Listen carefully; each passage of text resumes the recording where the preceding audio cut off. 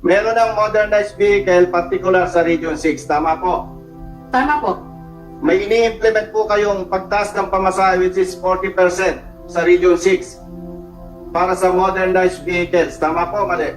Tama po dahil po may petisyon para sa fare increase, hindi lang po sa modern, kung hindi Mr. pati sa Mr. traditional Chair. PUJ. Alam nyo po, kanina pa ako, pasensya, tao lang tayo. Kanina pa po ako mainit ang ulo eh. Ang daming nagugutom, tapos paikot-ikot pa. Simplihan po natin kasi limited po yung time. Una, linawin natin, may modernized vehicle sa kayo sa Region 6, tama po? Tama po. Nag-implement kayo ng increase ng pamasahe, tama po? Tama po. Yung ini-implement yung increase, magkaiba yung sa traditional jeepneys, magkaiba po sa modernized vehicle, tama po? Tama po. O malinaw, Mr. Chair. Mr. Chair, if I might be allowed, meron po akong video na gusto ipakita eh. Maikli lang po. Thank you, Mr. Chair. Comsec, please.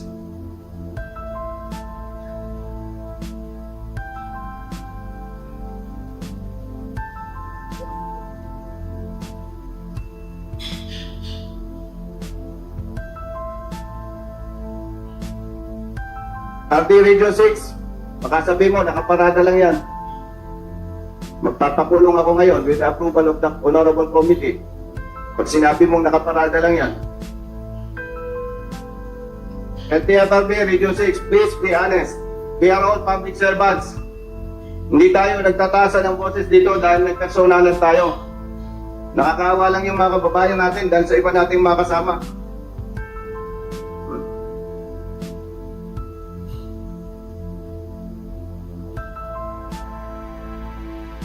Lagbag.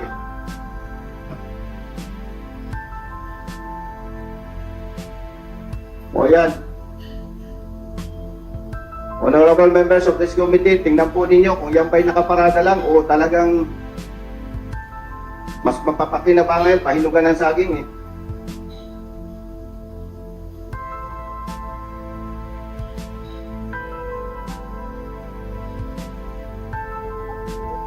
O wala nang gulong. May mga dako na. Important po yan.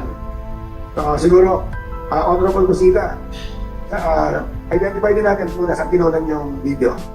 Iloilo, Sa- 6. Sa LTFRB impounding area, Sa cooperative terminals. terminal nila, ng cooperative. Kailan pa? Bago lang po yan, Mr. Chair. May witness po ako kung kakailanganin. Kaya nga po binibigyan natin ng opportunity yung LTFRB Region 6. Pasinungaling lang po niya. And with the support of this Honorable Committee, kung pwede, magpakulong po tayo doon sa sinungaling. Sige muna, what's your point in showing this video? Kasi po, pinapakita po natin dyan, Mr. Chair, nag-uumpisa pa lamang, napakadami ng nakabasurang sasakyan. Much more, pag pinayagan po natin itong ginagawa ng mga kasama natin, pilit itinutulak yung imported vehicles, marami pa po na masasakripisyo. Yan po ang punto natin, Mr. Chair, na dapat natin pigilan. Basura yan eh. Mr. Chair. Mr. Chair. Okay, tukol din yung Mr. Chair. No. I'll just ask the LTFRB. Anong stand dyan? Ano ba yan? Ano ba yung pinapakita ni Honorable Busita dyan? Yes, Mr. Chair. Mr. Chair, if I may. With the indulgence of Honorable Congressman Garcia, sir, let's not ask the LTFRB Central Office. Yan po ang concern ng LTFRB Region 6. Yes, please. Paki-explain lang ano yung mga pictures na pinakita ni Honorable Busita.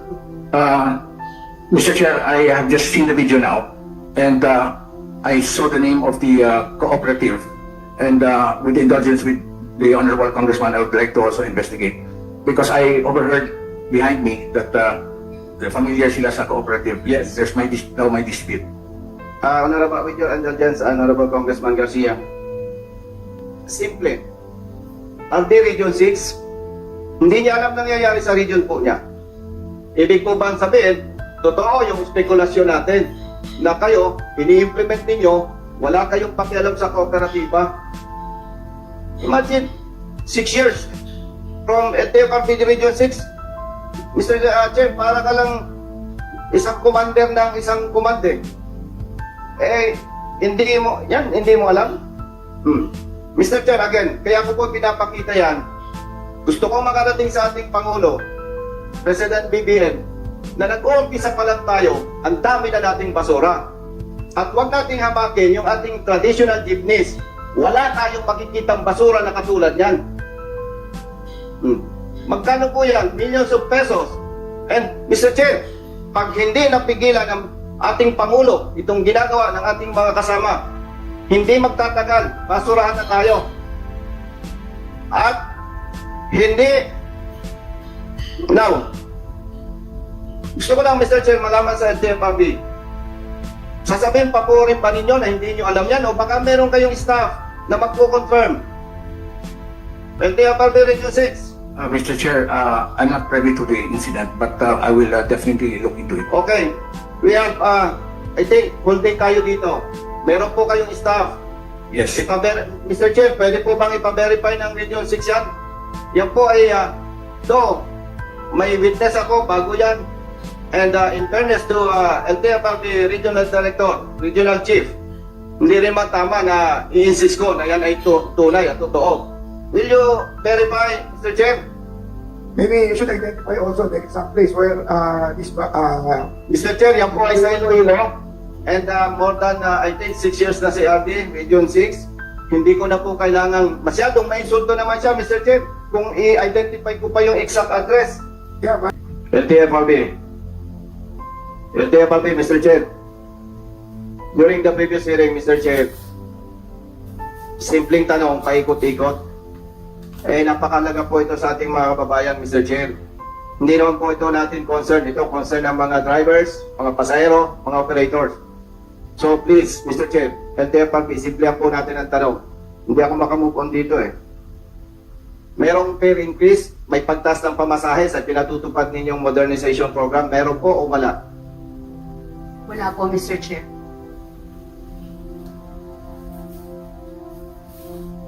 Ang bira, Mr. Chair, may ebidensya na nga po ako Where is RD Region 6, LTFRB?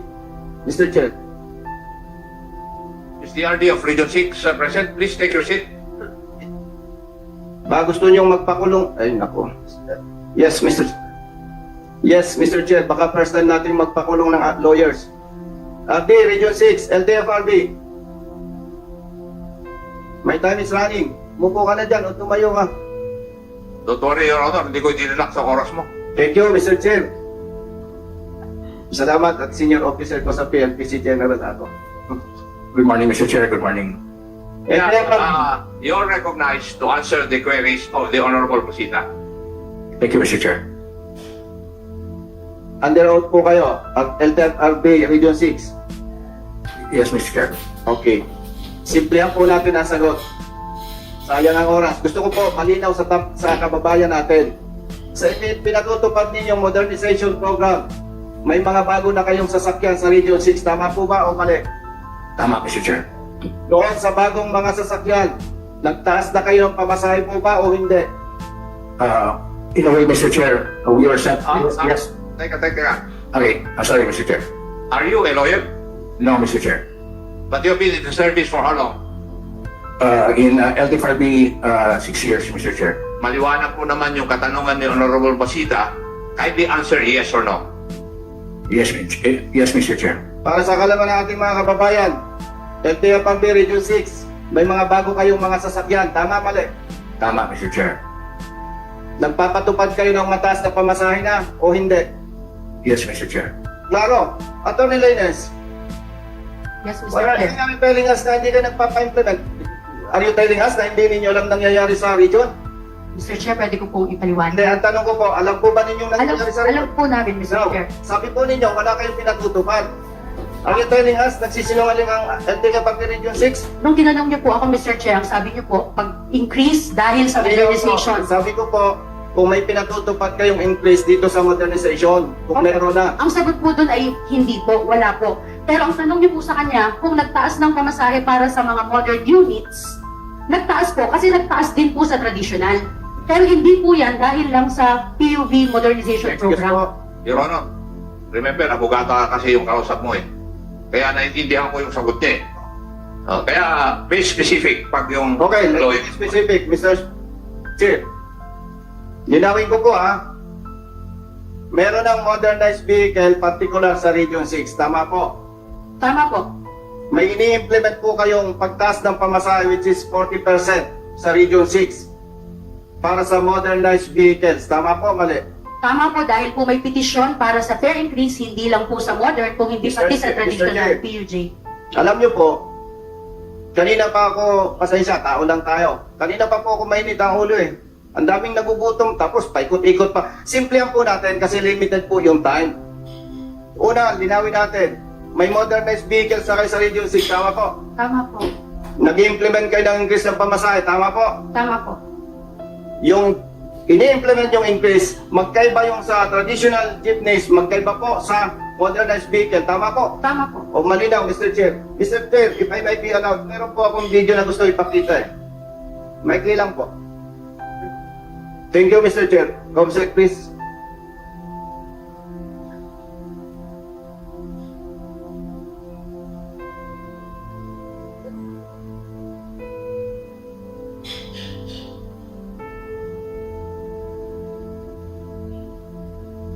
RD Region 6, baka sabi mo, nakaparada lang yan.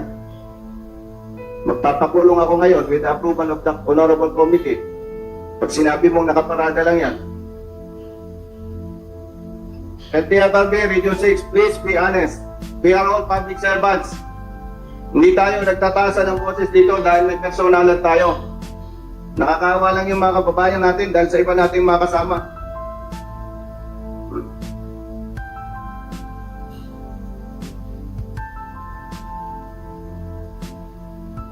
Lagbag.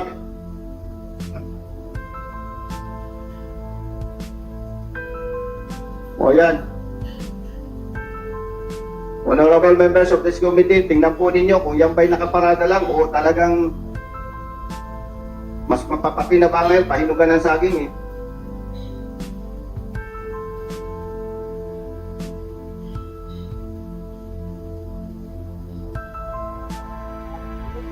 O wala nang gulong. May mga damo na. Important po yan. Siguro, Honorable Busita, identify din natin muna sa tinunan yung video. Iloilo, Sa- Region 6. Sa LTFRB impounding area, Iloilo, sa sa cooperative terminal. terminal nila ng cooperative. Kailan pa?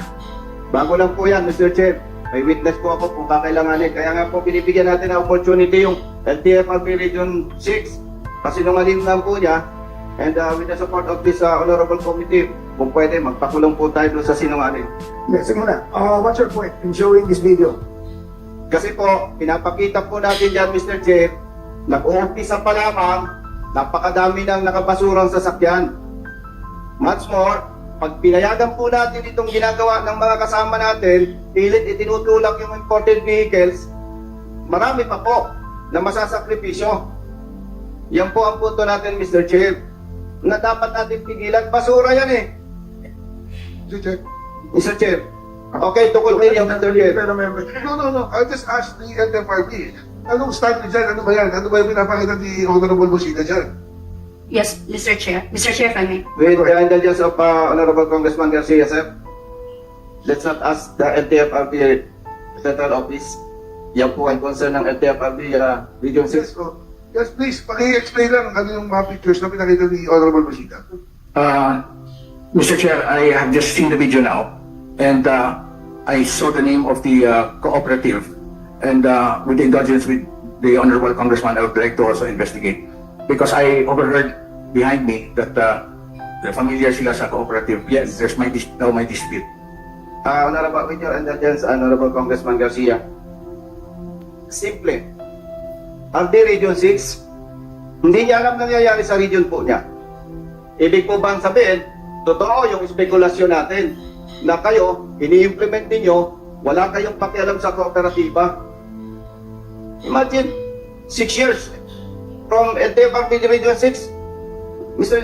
Chair, para ka lang isang commander ng isang komande. Hindi mo alam? Mr. Chair, again, kaya ko po pinapakita yan. Gusto ko makarating sa ating Pangulo, President BBM, na nag-uumpisa pa lang tayo, ang dami na nating basura. At huwag nating hamakin yung ating traditional jeepneys. wala tayong makikitang basura na katulad niyan. Magkano po yan? Millions of pesos. And Mr. Chair, pag hindi napigilan ng ating Pangulo itong ginagawa ng ating mga kasama, hindi magtatagal, basurahan na tayo. At hindi, now, gusto ko lang Mr. Chair malaman sa LTFRB, sasabihin pa po rin ba ninyo na hindi nyo alam yan o baka meron kayong staff na magko-confirm? LTFRB Region 6. Mr. Chair, I'm not privy to the incident, but I will definitely look into it. Okay. We have, I think, whole day tayo dito. Meron po kayong staff. Yes. Mr. Chair, pwede po bang ipa-verify ng Region 6 yan? Yan po ay, may witness ako bago yan. And in fairness to LTFRB Regional Director, Regional Chief, hindi rin man tama na i-insist ko na yan ay tunay at totoo. Will you verify, Mr. Chair? Maybe you should identify also the exact place where this Mr. Chair, yan po ay sa Iloilo. And more than, I think, 6 years na si RD, Region 6. Hindi ko na po kailangan, masyadong may insulto naman siya, Mr. Chair, kung i-identify ko pa yung exact address. yeah, but ikutin naman applicant yan eh. Paano- Kooperatiba yan, Mr. Chair. Nag-apply with the FFRB. Mr. Chair, yan po, kooperatiba yan. And modernized vehicles yan, Mr. Chair, yes. Yeah, Mr. Chair, sige sir. Yes. RD, no? Ba't ko lang, based lang dyan sa pinakita ni Congressman Busita, based lang doon sa pinakita niya, kinikimi a comment lang na ano masasabi mo, based, wala pa tayo na totoo yung picture, ngayon yan, pero based sa facts na pinakita yung picture na sinasira mga modernized jeep, ano masasabi mo dyan? Well, Mr. Chair, I wouldn't want to speculate. That's why I would like to gather the exact facts so I could present. Ano, hindi based nga sila kasi kami, nakita namin, ang dami, di ba? Ano unang mong maisip pag nakakita ka ganun kadami sasakyan sa lugar mo pa? Well, I would see it in a way may problema pag-manage sa co-op. Co-op ang may problema. Yes, Mr. Hindi Chair. ba pwedeng in-import lang yan, hindi ba nabibenta or what, di ba? Kasi talagang tama si Congressman Busita. Sira-sira na. Ilang taon na yan dyan, di ba? So ikaw man ang lumagay sa kanya, based lang sa ng video, as a official ng LTFRB, ano mag-comment mo doon? I will initiate investigation, Mr. Chair. No, I mean now, nakita mo ngayon. Well, Yeah, nakita ko lang. I got the name actually of the cooperative, and I will concur with the good congressman that I will call my staff now and look into it right now so I can update the good congressman. update pa lang dun sa pictures. What I'm asking you is ngayon nakita mo ngayon, napanood mo, anong nararamdaman mo? Bilang ikaw ang RD ng Region 6 at sa lugar mo nangyari yan. Well, honestly, not good, Mr. Chair. Do you feel bad about it? Yes, Mr. Chair. Well, it would represent the region that regardless kung fault sa co-op or not, it really would represent the region that the co-op, regardless, mismanaged, so it won't look good. It won't look good. Yes, Mr. Chair. Yun nga, yun yung point ni Congressman Kita. Please, Yes, Mr. Chair, we'll do Thank that. you, Mr. Chair. RD, Yes, sir. yung pinakita sa inyo ni Honorable Busita, doon pa lang sa previous hearing pinakita na yan, di ba? If you were present. Mr. Chair, with your, iba pa po yan, additional pa po yan, Mr. Chair. Yung mga nakatambak na sasakyan. Nauna po yung previous hearing, Mr. Chair, iba po yan, ito po, latest. Kaya nga, the committee hereby directs you to look into this matter and submit a report to this committee, copy furnished the Honorable Busita's office. Duly noted, Mr. Chair. Thank you. And before we proceed, allow me to recognize the presence of the Honorable Salvador Pleito, representing the 6th District, province of Bulacan.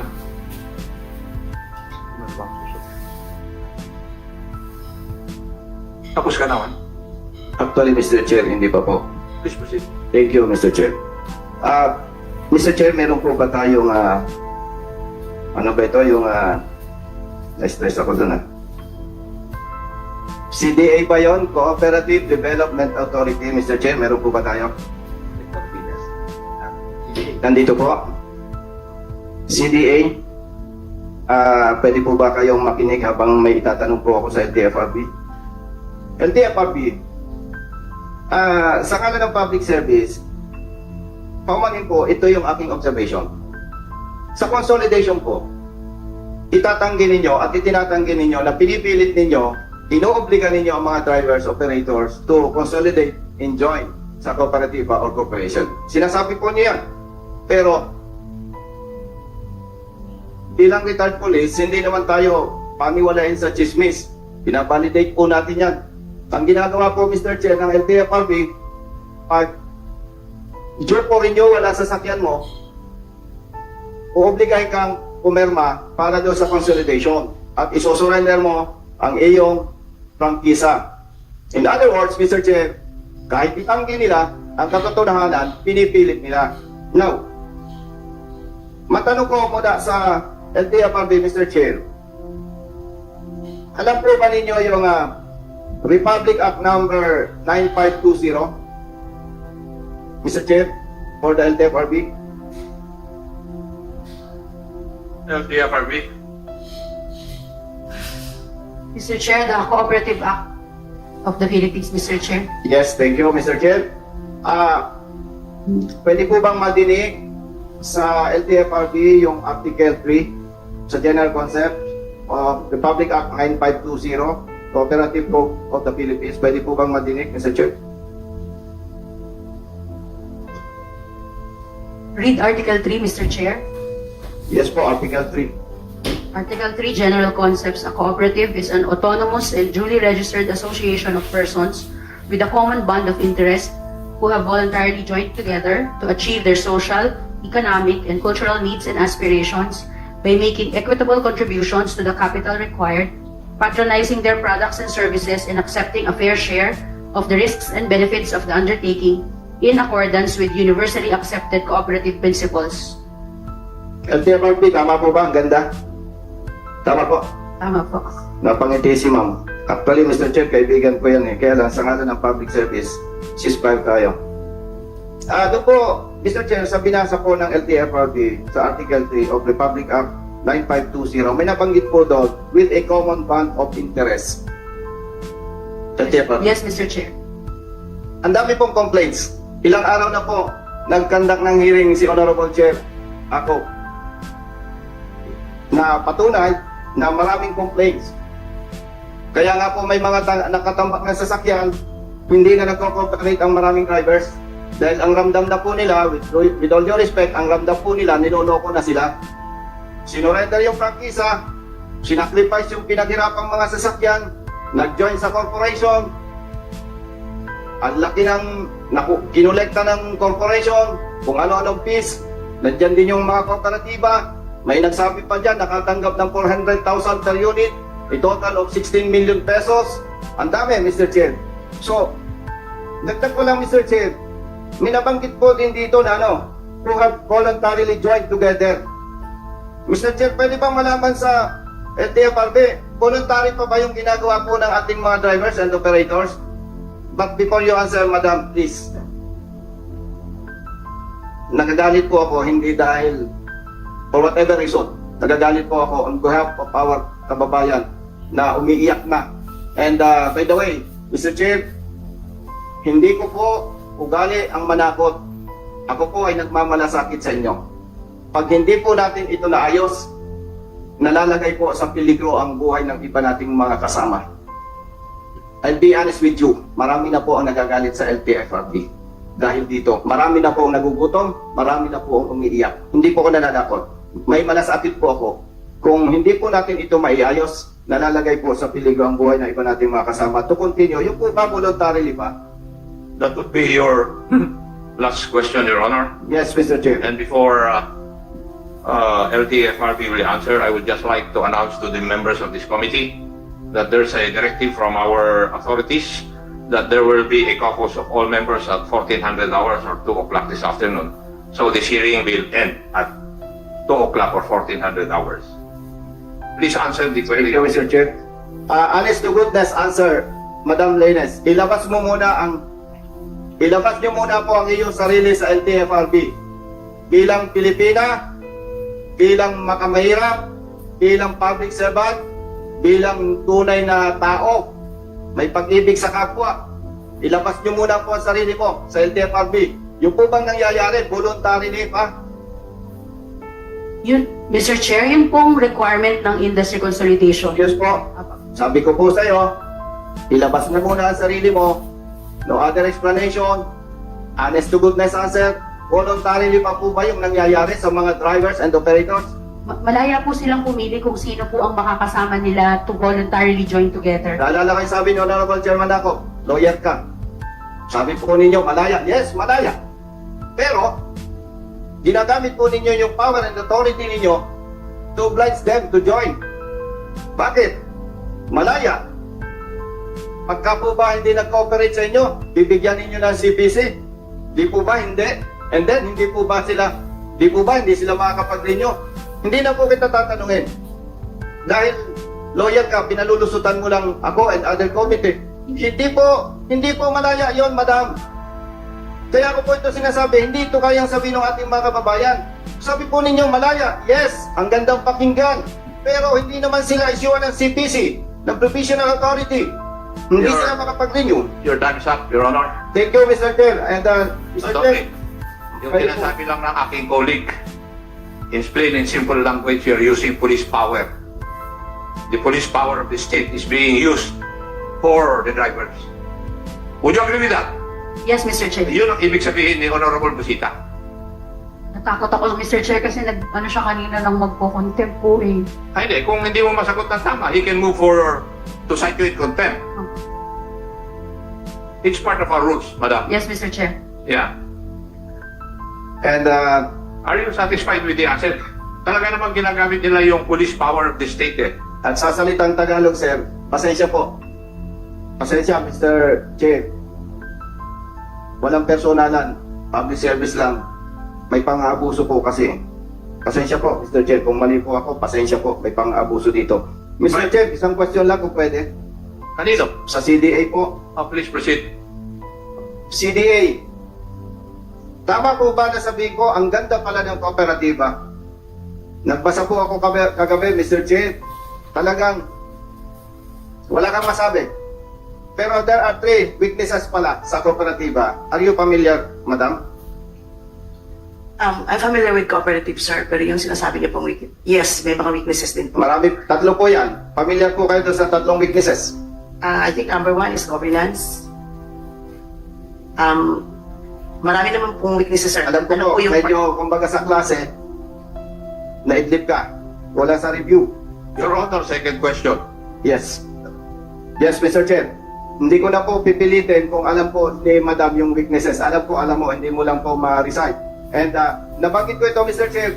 Ang ganda po ng kooperatiba, pero dinadanas po nila yung 3 weaknesses. And maybe for the next hearing, Mr. Chair, pwede po siguro assignment natin sa CDA para po ma-explain natin at makalas po natin, makita natin yung problema. And meron po, Mr. Chair, na merong mandato, may powers and functions ang Cooperative Development Authority.